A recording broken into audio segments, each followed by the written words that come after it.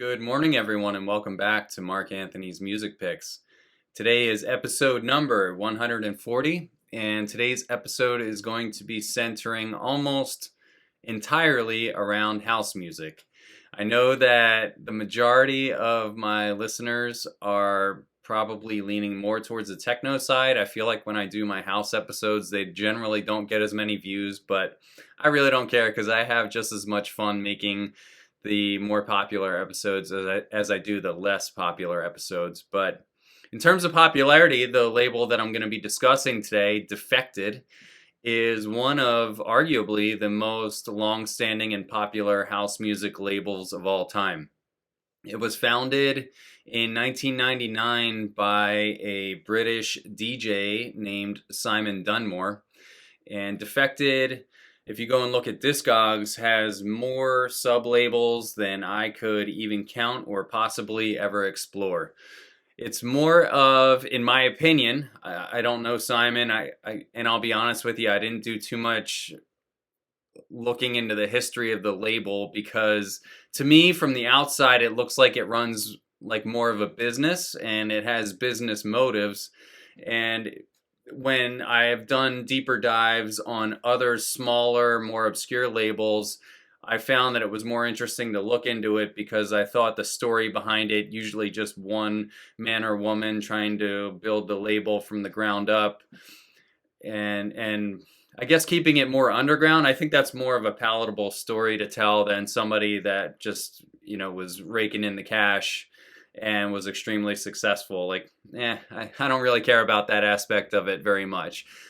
Defected is a commercial leaning label. I would say over the years it has straddled and maybe gone more towards one side or the other of being maybe just completely mainstream in some cases, being somewhat underground in other cases, and then I would say in the era that I'm going to be focusing this episode on, it's about 50% mainstream and 50% underground. So you're getting basically the most popular house music artists having an avenue to release their records. For those of you that are New York, New Jersey people, these are the types of tracks that would have blown up and made an appearance on labels, or not labels, radio stations like KTU, right? Stations that were female friendly, and I think Defected parties were also female friendly. And I'm not saying that there's anything bad about that. I mean, that's one of the reasons that I love house music, that I love outdoor parties, because it's a carefree vibe. It's not all about darkness and staying up until 4 in the morning. It can be more of like, hey, we're going to start this at 2 in the afternoon. We'll play until whenever we feel like, and you can go home and have a normal evening. So to me, that's what Defected represents. Today, I think I have 6 or 7 picks for you, and these are going to span the time period from about 2001 to, I think the latest in the episode is 2012. That is the sweet spot for me. When I look at Defected releases now, I see them still coming up on Juno. The artwork isn't as nice as it used to be, and I don't really like the tracks as much, so I haven't bought anything off there in a very long time. It's not to say that there's not any good tracks coming out. There are, but it's usually there's just one on the release out of 4, and because records now cost $15 on Juno plus shipping, I'm just like, nah, I'm not doing that. But anyways, I'm going to keep it positive because I really do feel like Defected has represented some serious house music classics, and that's what we're going to talk about. First up, 2001. I don't think I've ever talked about this man on my channel before, but today's the day. This is Roger Sanchez coming with his huge mainstream hit, Crossover, Another Chance. Man, I love this track. I actually played this in some of my very first DJ gigs ever. Back in the early 2000s, when I was in my 20s, I would sometimes be asked, hey, do you want to come and DJ at this bar or whatever? And I was naive and dumb enough, and I guess motivated enough to take my turntables, my speakers, my extension cords, and haul all that shit out to some bar, not get paid, and text all my friends, tell them to come, and we would end up having parties. And I guess they were good, but that was actually, after doing that 5, 10 times, that was the beginning of the end of me caring about playing out anymore, because it was like the pay was low or non-existent, and the work was real, the risk was real, and after like I said, about 10 of them, I'm like, why am I doing this? Why am I risking having my turntables topple off of some rickety table? Why am I playing on these bad sound systems? I just like, I slowly work my way towards not caring about playing out anymore from gigs like this. But anyways, another chance. I remember this had to be in one of my first 5 gigs. I played it, and I actually got a reaction from the patrons that were at the venue, plus some of my friends. It's a wonderful disco crossover that just has a kind of an innocence to it that I've never heard in any of Roger Sanchez's other music.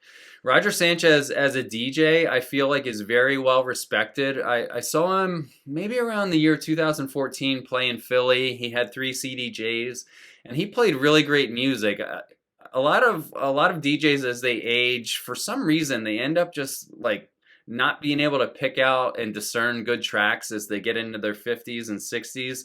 But I know Roger's got to be getting up there. He's got to be at least 50 years old at this point. But I felt like he really brought it, and he really played a really classy set. So the S-Man, as he's known, this was, I think, the one that really put him on the map. Check out this sample. I was like almost debating on pitching to you the S-Man's Dark Mix on the B side, because it's like this kind of out of character remix from Roger. If you want to hear some dark progressive, maybe bordering on tech house, check out the S-Man's Dark Mix on the B side. But for the win, you got to stay with the original.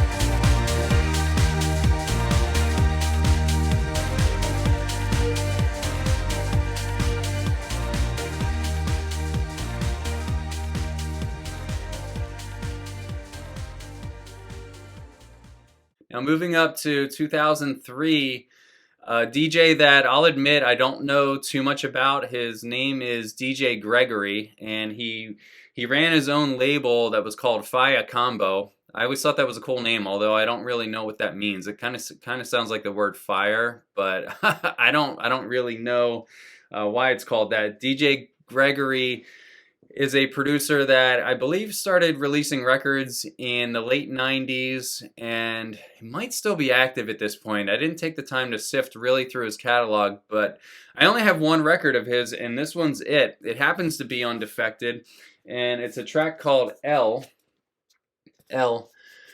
And that's a French name, and DJ Gregory is a French producer, or at least his label's based out of France. I don't know if he's French, but really cool. If you like old school tribal house from 2002 to 2003, I think you'll really like this track.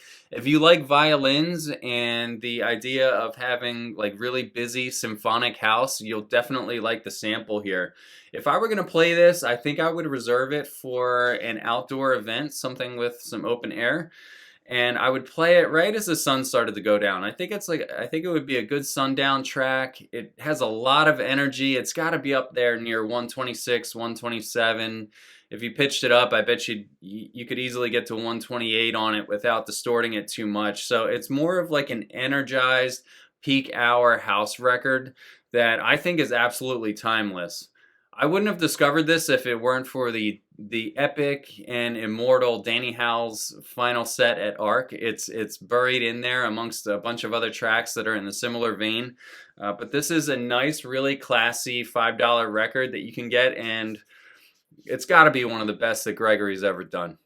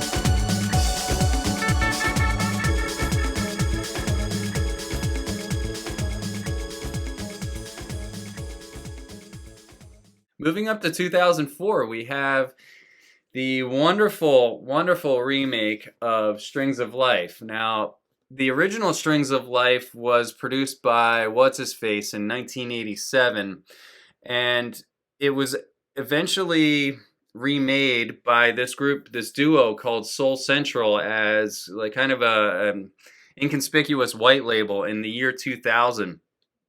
The Soul Central remake here, you'll notice here it says featuring Kathy Brown. Kathy Brown is the vocalist. The original Strings of Life didn't have a vocal in it. It was just the strings. And if you ask me, because I have no nostalgic ties back to the original version, I would say that this is better. I think if you're really looking at it objectively, the original version of Strings of Life suffers from its own primitive nature. I don't think it's that pleasant to listen to. It just sounds like really dated piano house to me. Like if you gave me a chance to buy the original Strings of Life in mint condition for $2, I would just say no. Like I'm cool. I have this one. And there's probably, you know, some people that would say that that's completely absurd and the versions that you like here are cheese, but I disagree. I think the strings are tuned up in here. They sound better. The beats are better. This will carry a dance floor a lot better. You can choose between the 10-minute Mark Knight on the A1, which has a few really epic drops. I've played this out in many of my house-related sets, and I used it towards, you know, maybe the last 3 or 4 tracks to really just create a crescendo in my set.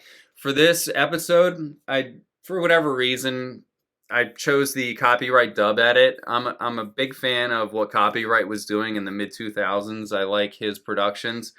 Almost interchangeable. Not too much of a difference between the Copyright edit and the original. But like I said, you're getting here the addition of a wonderfully sung vocal that fits the strings. Like I said, tuned up strings. And this is just a really nice, punchy record.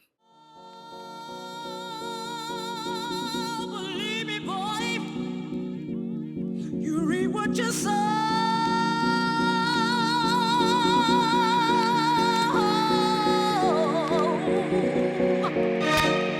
but did you care? Did you ever care?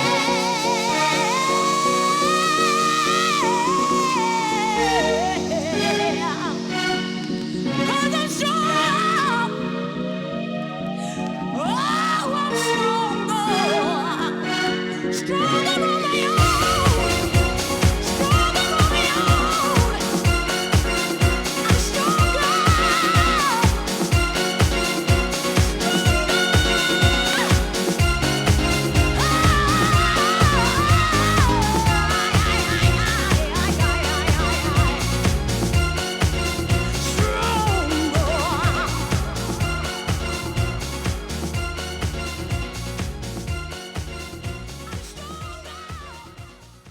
Now moving up to 2006, I've made reference to this record many times. I've at least talked about this in 3 or 4 episodes, but I don't think I ever officially reviewed it. This is Fish Go Deep's magnum opus, I think is the Latin term for it. This is their Cure in the Cause release. Now, Cure in the Cause actually came out on Fish Go Deep's label, I think a year before this, in either late 2005 or early 2006. Defected must have caught wind of it somehow, asked them if they could license it, and they tuned up the original with the Dennis Ferrer remixes. And here we have the Charles Webster mixes too. Now I know that most people, when they bought this vinyl, probably went straight to the Dennis remixes, and rightfully so. I think those are the most straightforward versions, the catchiest, the one that's going to have the most mass appeal on the dance floor. When I went back and listened to this record again before this episode, I had to go with the Charles Webster just because of the bass line. Charles Webster, to me, is one of those underappreciated artists that's been doing remixes for at least 2 decades now, and you really can't ignore him. He has a varied style. You never know if he's going to bring something broken beat or housey or a little bit techier. I've seen him almost go on the cusp of progressive house in some of his remixes, so you really never know what Charles is going to do. I mean, he's a very, very talented producer. And I just had to go with his remix on this because of that bass line. You can hear it here in the sample. That has like an underground, ominous, rolling feeling to it that you just don't get with the Dennis remix. So check that out. And if you've always just listened to the Dennis remix, you might be able to change your mind after hearing this.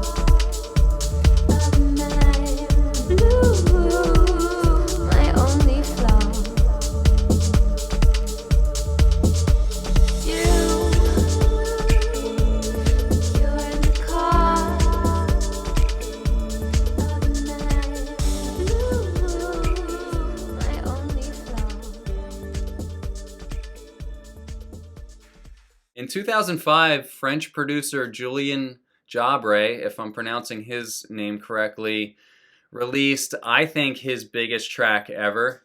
It's here and it's called Swimming Places. And just like on The Cure and the Cause, I think the original version of Swimming Places did not come out on Defected, but was later captured and remixed in similar fashion. I had trouble again deciding here between the original version and the Dennis Ferrer and Sydenham remix that's on here. Oh, I'm sorry, it's not Dennis. It's just Jerome Sydenham. It's a close call.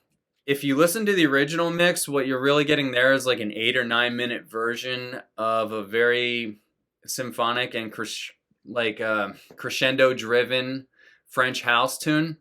It has different, softer, and more, I guess, complex layers in it than the Sydenham remix does.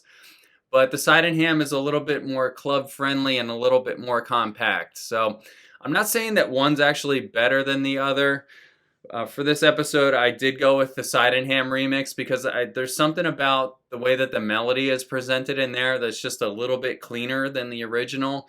But if you look at the artwork here, it's kind of capturing this very carefree, drifting, floating vibe, and that's definitely the feeling that you'll get in this record.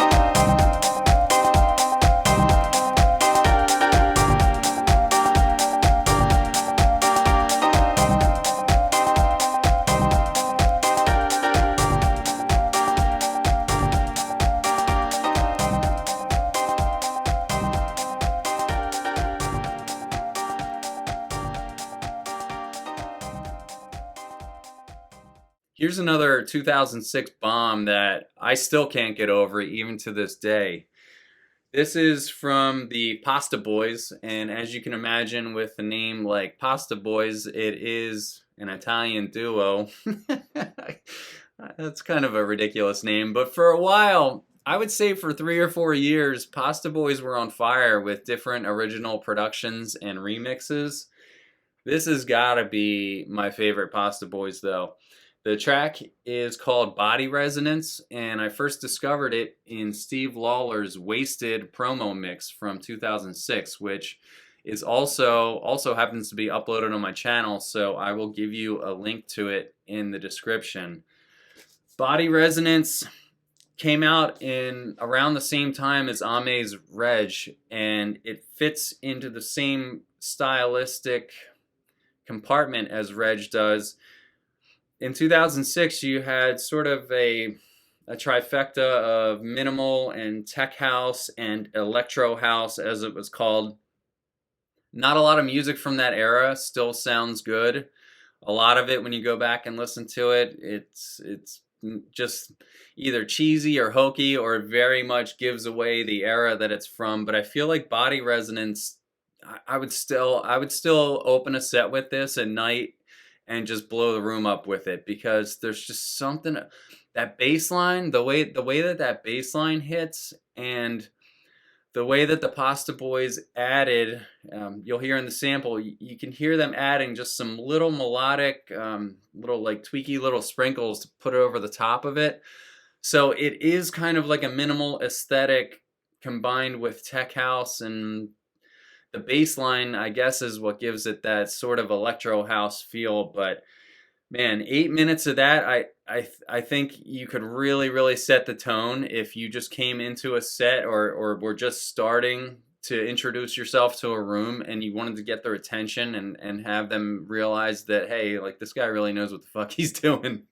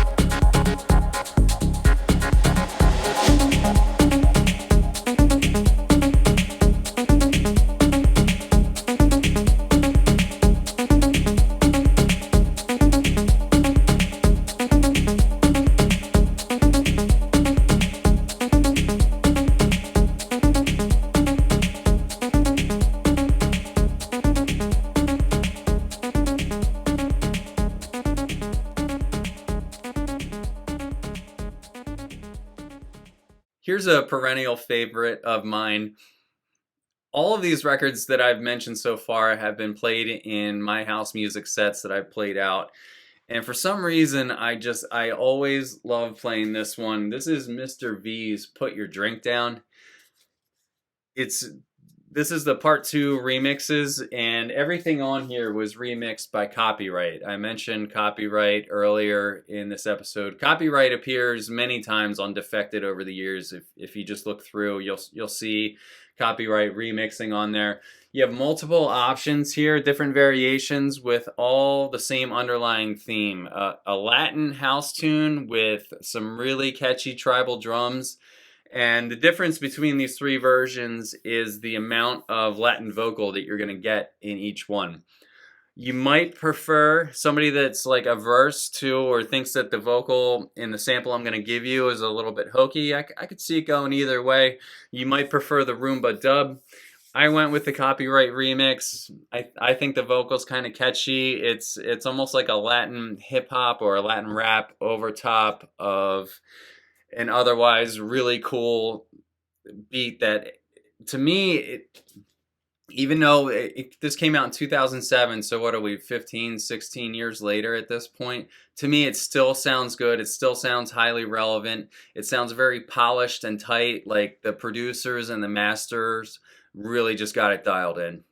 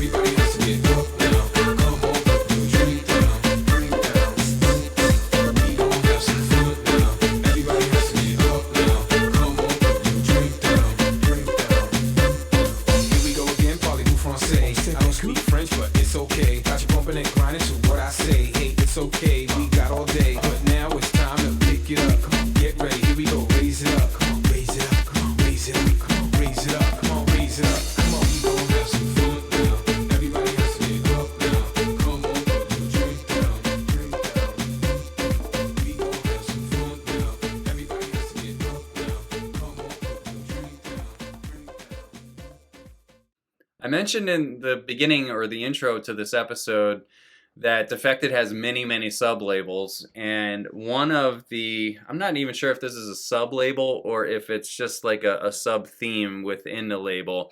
This is the In the House series, and this was, I guess, compiled, you could say, by Tensnake.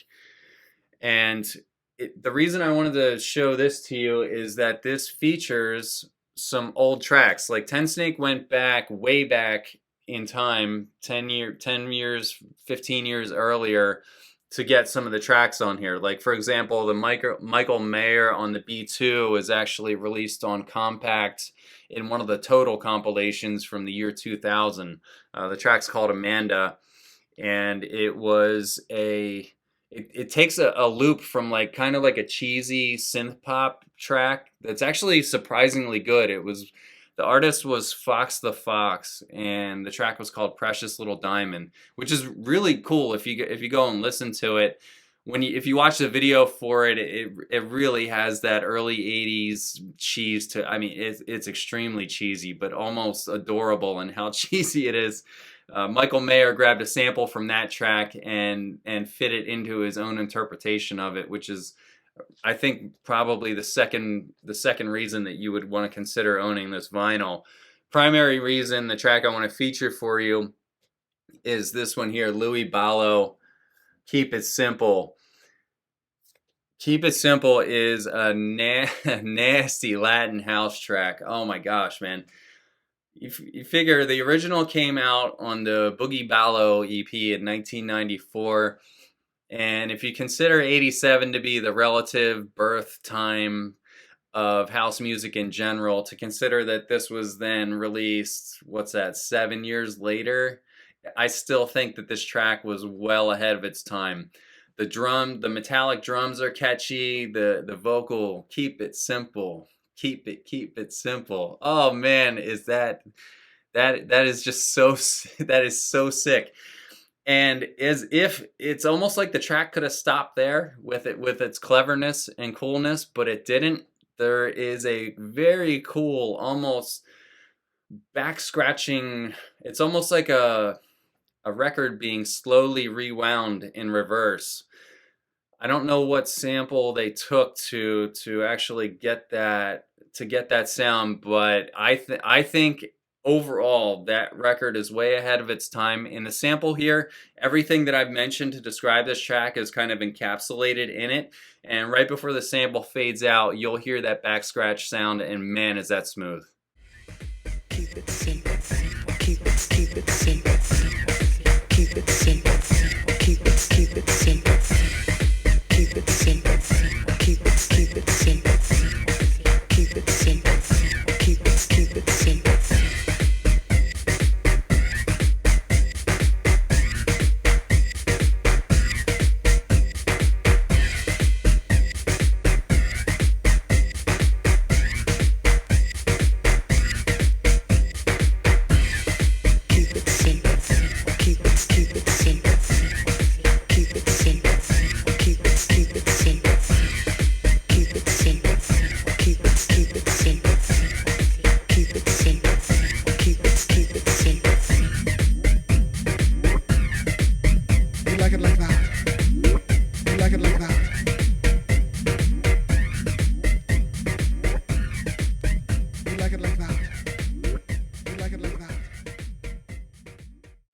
And finally, closing out the episode, this is the latest defected record that I think I ever purchased.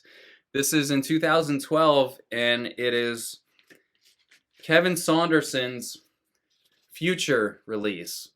And this is almost a misfit on the label because everything that I've talked about up to this point fits firmly in the house category, and I think this is borderline techno, especially the Kenny Larkin remix that I'm going to talk about here. The original, or not the original, the other side of it is the C2 version. I don't dislike it, but I don't really care for it that much. But Kenny Larkin on the flip side came back and did his version, which really sounds like one of Carl Craig's more darker adventures that he's ever undertaken. So it's almost like the Carl Craig version doesn't sound like Carl Craig that much, and then the Kenny Larkin does sound like Carl Craig, but it's not Carl Craig. So this record I bought the week or year or month that it came out, and I remember liking the Larkin remix, and it was the reason that I bought it. And for a long time, I don't think anybody cared about it, but something happened recently. I don't know if somebody played it in a boiler room or if a popular DJ started playing it somewhere at a festival, but all of a sudden now the price is shooting up, and because of that, I wouldn't be surprised if in a year or two you saw that it got a reissue or repress or whatever, because that seems like that's what's happening nowadays. Anything that becomes valuable is ultimately subject to a reissue and increased supply. But the track Kenny Larkin Tension Mix, what an appropriate name. It really sounds like where Carl Craig would take like an elongated intro. I'm thinking of Carl Craig's Relevee version, and how long it loops and how long he lets you sit and accommodate to a certain state before he takes the energy level up. The same thing happens here in Kenny Larkin's version, where at least a 2-minute segment of just like a nice, like maybe 16 beat loop running, and then out of nowhere this blanket of bass just comes and wraps around you, and man, it's really one of the most satisfying bass lines that you'll ever feel. If you're gonna listen to the sample coming up, turn your subwoofer up, turn the volume up, and just let this track hit you.